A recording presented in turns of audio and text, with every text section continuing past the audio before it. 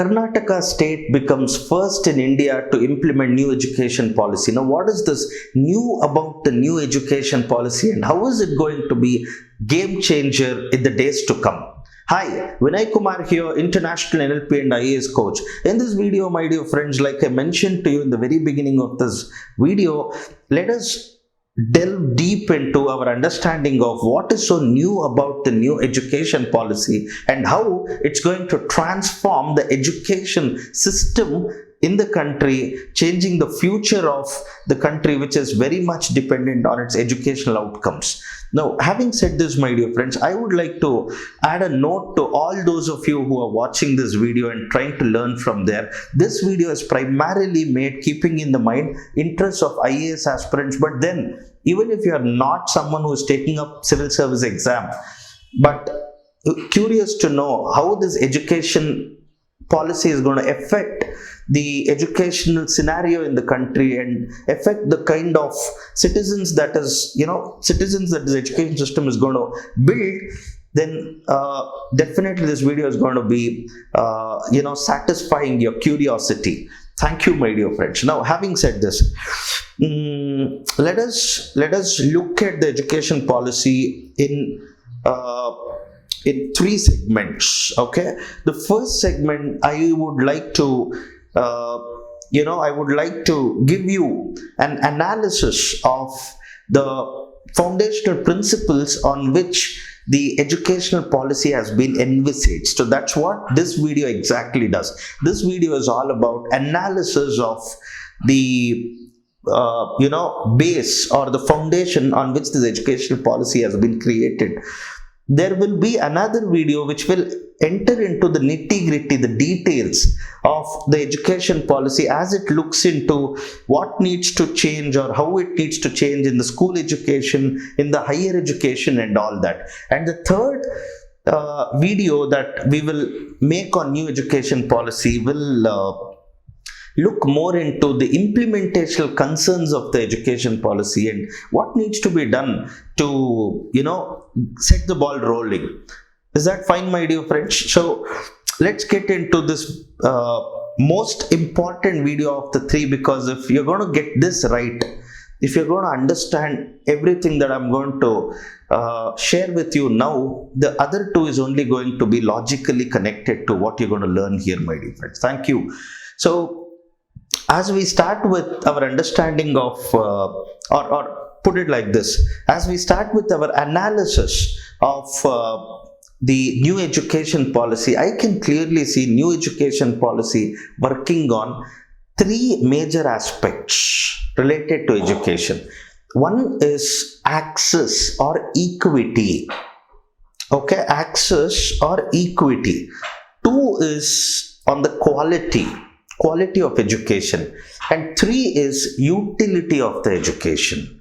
Do you get that, my dear friends? You can quickly write it down somewhere.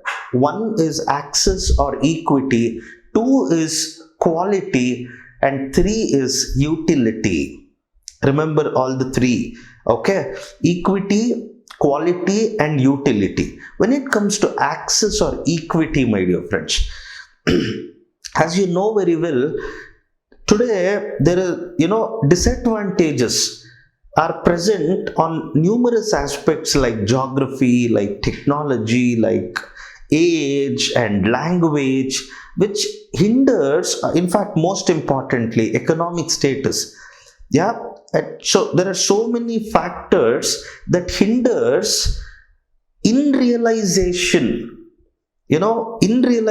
of the principle of education for all, which is one of the sustainable development goal, as you know, which we need to achieve on a mission mode by 2030.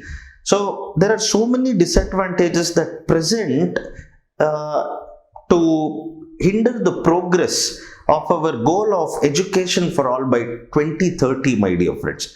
But as you know very well, education is a great leveler, and because it is a great leveler, it helps in better economic mobility or social mobility for an individual.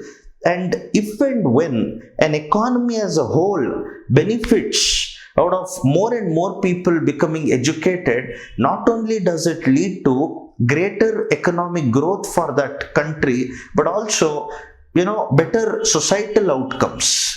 I mean, there are fewer social tensions, lesser crime rates, and more organized societies, more civilized societies coming into fore. Are you connecting to what I'm trying to tell you, my dear friends? Now, what I'm trying to tell you is why access to education or equity in education is so very important is there is no better leveler like education. And because it is a great leveler, okay, someone who is born into disadvantage can only look at moving up the social ladder or economic ladder by the vehicle of education.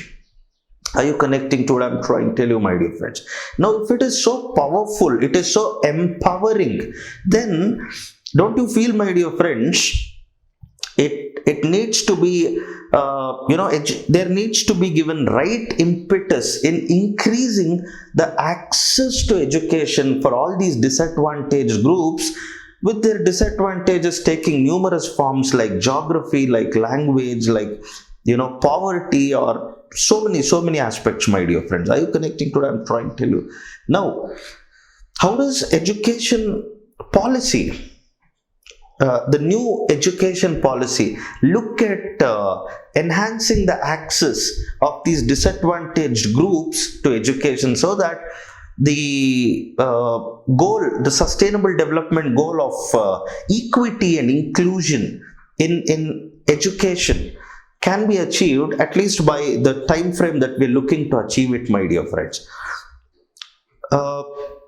So it works exactly like this. The new education policy, as I analyzed, my dear friends, looks at better leverage or greatest leverage of technology in bridging this gap to access in education. Are you connecting to what I'm trying to? That's the first form of bridging the divide in education, okay, which is through the technology. Number one. Number two, there has been emphasis on greater level of community participation and private sector participation in making available funds and functionaries to enhance the access and equity in the education.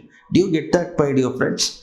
So the first instrument that the new education policy looks at to bridge this educational gap is technology, leveraging the use of technology, okay, by which you can reach out to the geography with hardships or remote geographies and all that. If that is one thing. Second thing that the new education policy looks at with lot of expectation is greater participation by community, by civil society, and private sector in terms of its philanthropic contributions, and also contributing personal for betterment of education to enhance the access of all these disadvantaged groups, my dear friends. Are you connecting to what I'm trying to tell you? That's number two. And number three, as I see it, my dear friends, how new education policy seeks to enhance access or equity is by language. All right, because language becomes a barrier for many when it comes to gaining access to formal education.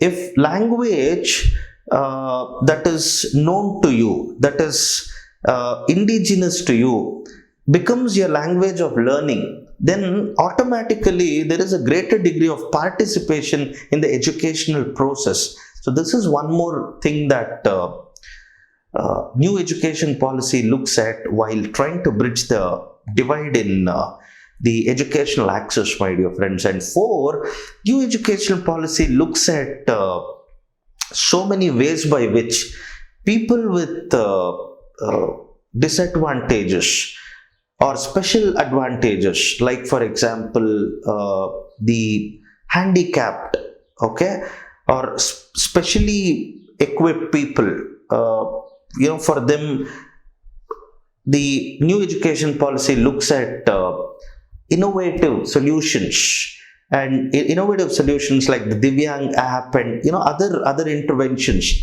to ensure that education informs all sections of the society. Are you connecting to what I'm trying to tell you, my dear friends? Perfect. This is about the access or equity. Now, looking at the quality front, how new education policy seeks to enhance the quality of education in the country, one of the major change that new education policy looks at to bring about as early as possible is in the structure of school education in the country. The structure of school education. Now, the present structure, as you know, my dear friends, is a 10+2 structure. First to 10 standard, and then you have 2 years of college and all that. That new education policy seeks to replace with a 5+3+3+4 kind of a structure, therefore emphasizing more on foundational skills, especially the foundational language and numeracy skills, my dear friends.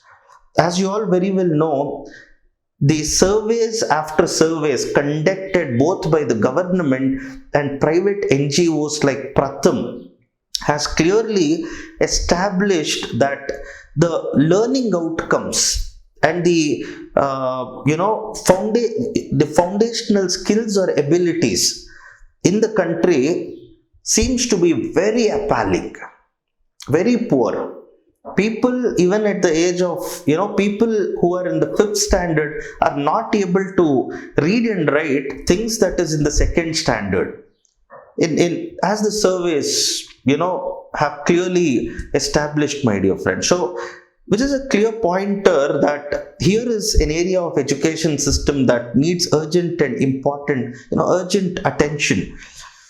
So, new education policy seeks to exactly address this by focusing on better learning outcomes at the foundational level, so that when a strong base is created for the child to grow, so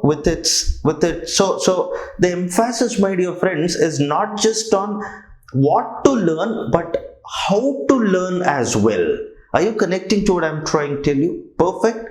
The emphasis is not just on the content, it's on how to learn. Is that connecting to, are you connecting to what I'm trying to tell you, my dear friends? So that is one of the primary interventions that new education policy seeks to make on the quality front. As new education policy looks into other aspects of quality enhancement, it points out to the lack of multidisciplinary character of our education system. Now, what am I trying to tell out of this, my dear friends? It's something like this. If you actually see, my dear friends, there is watertight compartmentalization of various disciplines. For example, if you are pursuing a degree in engineering, or if you are pursuing a degree in, let us say, philosophy or in history, there is very clear demarcation, and people exclusively study humanities or they study science. Now, how new education policy looks at is the quality of an individual. The quality of an individual and his educational outcomes is not just function of his expertise in one field, but the multidisciplinary character that he develops as a in the process of education, and how well it can be utilized to address the contemporary problems or to fulfill the needs of contemporary society. Do you get that, my dear friends, what I'm trying to tell you? Is that okay? Now, what new education policy seeks to do is make the education system as multidisciplinary as possible at every level. What do you mean by that? For example, my dear friends, how new education policy looks at the level of school education, how it looks at the watertight compartmentalization as being no longer desirable is See, look here. As many of you have experienced yourself in your schooling days, the physical education and training, you would love that period. You would love that period of PET because you would go out of the class, be on the ground, enjoy playing cricket or whatever. And then, but when it came to the exam of PET, you always had this sense of non-seriousness. Hey, it is only PET. It's only physical education and training, and anyway, I will pass it. Or do you remember whenever there was class on moral science? Most schools had at least one class in the whole week for moral science and moral values. Unless until the teacher would be very inspiring, trying to instill that values into you, moral science or moral values used to be a class where you would become a moron with your mind wandering all over and not being there, actually learning what is most important thing to learn in education. Are you connecting to what I'm trying to tell you, my dear friends? Perfect? Okay. So, now, if you all remember one more thing that you would have experienced, my dear friends, at least now I say there is so much of emphasis on environmental studies and the seriousness around it. But when we studied EVS and all that at our, as a generation, or let's say some 10-20 years ago, when people studied EVS, there wasn't seriousness attached to the subject. So, kids learned it. Kids learned their environment and the responsibility to protect the environment in a very vague and non-serious way.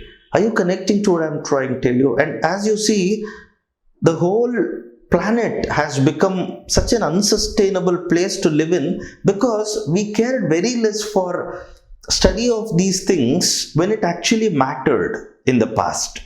Are you understanding? Fair enough, my dear friends. Now, having spoken about this on the quality front, one more very important thing that the new education policy emphasizes in terms of enhancing the quality of education is making teacher the center of education system. Making teacher the center of education system. And how it looks at, number one, enhancing the respect and dignity that is associated with the profession of teaching. What policy clearly looks at is only if teaching as a profession is given its due share of respect and dignity, it will attract the best and brightest talents in the country towards teaching. Do you get that, my dear friends? Okay. So a teacher has to get his due share of recognition in the society. He has to get due share of, his earnings. Okay. And with this, along with a good level of control and accountability, quality control and accountability is going to create best teachers who are going to create best citizens for the country tomorrow. This is how policy looks at it. And as policy looks at, as the policy bats for creating scope for as policy looks at creating scope for inviting the best talent in the country to come and teach, it also assigns, with its vision to enhance quality of learning, it also assigns new roles for the teachers who would be who would make that pool of builders of the nation, my dear friends. Okay. And it seeks to make learning as experiential, it seeks to make learning process. It seeks to make learning process as experiential, as holistic, as innovative, inquiry driven, discovery oriented, student centric, and all this, my dear friends. In fact, one of the most important term that the new education policy uses with all of these words that I just used now, these are not my words, I just had to mention it from the new education policy literature, my dear friends. In fact, with all of this, it also says, and make the learning process fun and enjoyable. Are you connecting to what I'm trying to tell you, my dear friends? Perfect. So this is about the quality that the new education policy is looking at. And finally, coming to the utility. As you very well know, my dear friends, we live in an age which is driven by, utility of the knowledge of. See, we live increasingly in a world that sees what we learned, let's say 5 years ago or 10 years ago, becoming outdated very quickly. Do you connect to what I'm trying to tell you, my dear friends? Perfect. It's looking at, emergence of it looks at emergence of areas like artificial intelligence, data science, analytics, biotechnology, and protection, the medical science advancing to protect people against pandemics and epidemics. Are you connecting to what I'm trying to tell you, my dear friends? Perfect. Now, here, policy looks at it like this. When it looks at utility, like I mentioned in quality as well, it wants people with multidisciplinary knowledge. It no longer sees expertise as the key to educational success in the not discounting, look at here, my dear friends, not discounting the fact that whatever area you have chosen to profess, you need to be really knowledgeable there, not discounting that fact. New education policy very clearly looks at some kind of multidisciplinary character in human beings to be very critical to the success of educational outcomes in the country. What I'm trying to tell you here is as simple as this, my dear friends. See, someone who studies just humanities, without studying science, has a tendency to become a lost expert.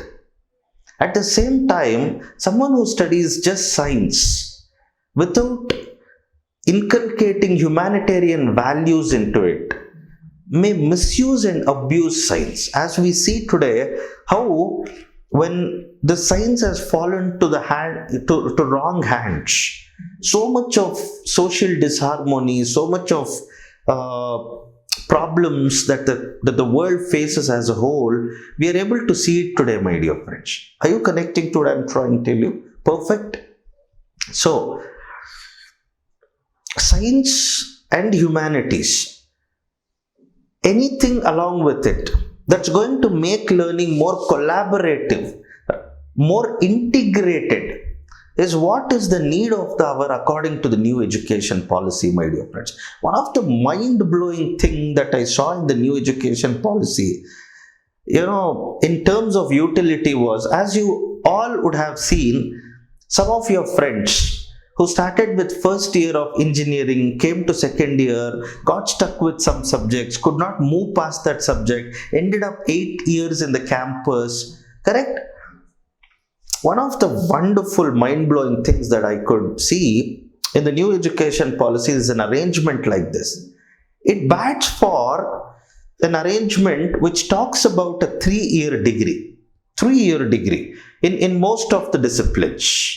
Okay, it's not getting into the specifics of whether it should be 3 years for engineering and medical science. No, it says if there is a 3-year degree, the utility of someone entering into this degree should be enhanced to such an extent that if he is done with the first year, he should be able to walk out with a diploma. Second year, he should be able to walk out with a certificate. And third year, he should be able to go with a degree. Which means what? After first year, owing to some difficult conditions at home, a major bread earner passes away and you have to quickly get into a job, or maybe you're not finding it you're not finding it very interesting to continue further with the second and third year. You just want to go and start working. You should be able to do it. The 1 year that you spent at campus should matter to you in some way, and it shouldn't be waste. Are you connecting to what I'm trying to tell you, my dear friends? Perfect. So, utility has been greatly enhanced looking at some of these path-breaking moves that is there in the new education policy. Okay. So, also, we have tried to dig deep into the large universe of ancient knowledge that is there. This is one area that has largely remained untapped, my dear friends.